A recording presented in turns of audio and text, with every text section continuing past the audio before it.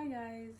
So today my video is just basically me talking about my favorite books because I feel like that's very crucial on a channel. Like, you guys have to know, you know? Okay, you don't have to know, it's just like it's part of my channel. These are the kind of books that I read, and if you guys would like to continue watching, so yeah, you'll find that out, I guess. Okay then, let's get started. Hopefully it'll be really short. So I like romance to be the subgenre, if not the actual story of the book. So first of all, I'm going to start with The Cruel Prince, because I just received this copy a few days ago. I had another one, but it was like the small hotkeys copy. So this is the first book, and I guess I'm not really gonna go deeply into the explanations. It's just it's a high fantasy book, and like the main character is a girl, and she's a morally grey character, and that's why everyone loves her. So if you like that kind of book, go for it. High fantasy, like fairies and stuff. I personally loved it. I can say it was one of the best books I've ever read, and especially because Holly Black's writing, I noticed in this series, I haven't read any of her other series, I noticed that her writing it just cuts straight to the point, you know? Like these books, her books, this entire series is basically mostly less than 400 pages, and I appreciate that. For someone who likes reading YA, I really appreciate that. It's very hard to find a short and interesting book to read. It's a really easy read, that's why I really like it. Number 2, you might have figured this out because the last video I posted, and it is Throne of Glass. You might not be able to see it because of the sunlight. So again, this is another high fantasy book. High fantasy, it doesn't come up really in the first book. It also has fairies and stuff, but they only come on later in the next book, I think, the second book. And personally, I love it. I love it, and I know a lot of people it's a very controversial book. There are people that absolutely love it and a lot of people who absolutely hate it, but I personally loved it, and I found the main character to be such an inspiration, such a beautiful character. This, like, Selena is my favorite character, I can say that. She does have some competition, but I love her, basically. I'd also like to mention that although her writing is not as light as Holly Black's, I really like it. It's very beautiful. Her writing is very interesting, some parts of it. So I've read this entire series. I'm currently reading Tower of Dawn, but I still haven't finished it. It took me a while because I'm a wimp, and I still haven't read Kingdom of Ash, but hopefully I'll get to that soon. I'll gain the courage, I'll build up the courage, and then I'll do that. I'm sure most of you already figured out, especially because I think a lot of you follow me on Twitter, because you're mostly my mutuals. But the third book is A Court of Thorns and Roses by the same author as Throne of Glass, Sarah J. Maas. If you're my mutuals, you should know both of the last 2 books, because it's my favorite series. So they're both my favorite series. All of these are my favorites, so I don't know why I said that. This one is very, very high fantasy as well. I don't know why I keep mentioning that. Except this one is more like a retelling rather than a completely new kind of universe. This is a retelling of Beauty and the Beast with a twist. And of course they're fairies, so again, high fantasy. And the same comment as earlier, basically, that although her writing is, you can consider it pretty heavy and in the beginning kind of slow, it's I love it, basically. And not just this book was a 4-star and 4.5-star for me. The second book, this book is where it's at. This book, I cannot begin to explain how every part of it is beautiful for me. I love it. So I really wasn't gonna mention this one because I only read these books recently, but Will Herondale,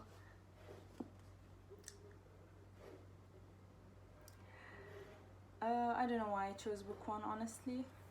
I meant the entire series.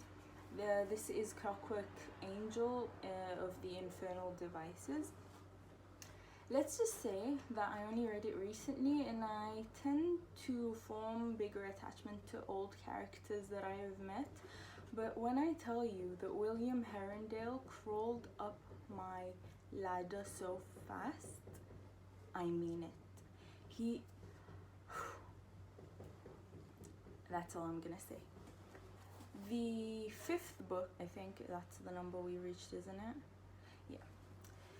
The 5th book is An Ember in the Ashes. I'm sure you've heard about this book because I also talk about it on my Twitter, but not as often as other books, unfortunately. But that's mainly because I haven't really reread it as many times that I would have liked, because I mean, I have a lot of books on my TBR that I still haven't read, so I keep going to those instead of rereading this. I've read this book twice, but the rest of the series, there are 2 more books and there's a 4th coming out. I've never reread those, so I'm dying to reread them. And the beautiful thing is, they're very easy to get through for me. I would say that they're kind of like Sarah J. Maas's books in the way that the writing is kind of heavy, but it's also ethereal. Like, I remember during one of the books, I'm not exactly sure precisely which one, but in one of the books, I just knew it. I remember thinking that her writing is ethereal. It's gorgeous. Also, let's not forget the representation. Other than that, there's To Kill a Kingdom, also high fantasy. All of them are high fantasy, I guess. To Kill a Kingdom is a little different because I don't really read mermaid, siren kinds of books, mainly because I've never found any that interested me. But it was beautiful, and the best part was, it's a standalone.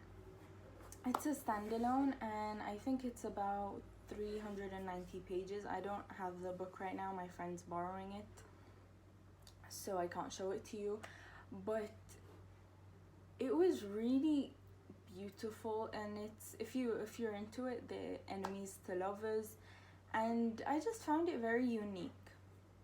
And I feel like that is a book that I would reread so many times and never get bored of. And especially because it's a standalone and won't take too much time, you know? And okay, that's all on the high fantasies. But there are a few that I want to mention. There's A Thousand Splendid Suns by Khalid Hosseini. I remember reading this about maybe 2 or 3 years ago, and to this day, when I remember how it ended, my eyes tear up. It's so beautiful, so beautiful, and it takes place in Afghanistan. I'm not sure, I can't remember whether it's post-war or during the war. I think it's during the war. And it was just very heartbreaking. It was very heartbreaking and very realistic. I think it happened during the war, so I think, if I'm not mistaken, that it very beautifully portrays the repercussions of wars, the collateral damage of innocent people and such, and it's just beautiful. So I also read Percy Jackson recently. My sister-in-law is borrowing that, so I can't really show it to you. I'm pretty sure everyone knows Percy Jackson. Most people have read it during their childhood. I never got to, because I really didn't start reading until about my 13th year of age. Like, I was 13 when I started properly reading and engaging with the books. I mean, I had read books and novels, but they were like standalones and other kinds of books. So basically, Percy Jackson, although I read it pretty late in my life, I think I finished the last book in the beginning of this year or the beginning of last year, I'm not sure. But I really liked it. And a lot of people like to compare it with Harry Potter, and although Harry Potter is one of my favorites, I can say that Percy Jackson is an equal, if not better, because of, like, in terms of representation, in terms of the writing, it's more capturing for me. I love Harry Potter, but I'm not gonna promote that TERF's content on here. One other book that I wanted to mention is the 40 Rules of Love. I think we're on the 8th book now. I keep getting lost. Yes, so the 40 Rules of Love. I feel like it's not really everyone's style, but I feel like it is a book that everyone should read at some point in their life. Because it's basically, you can't say it's a spiritual book, but because it is a story, but it's also a story about, it is a book about religion, about Sufis basically, and it really shows you how the difference is between someone who fully embraces religion and someone who just follows it, you know. And yeah, you should read it. It's beautiful.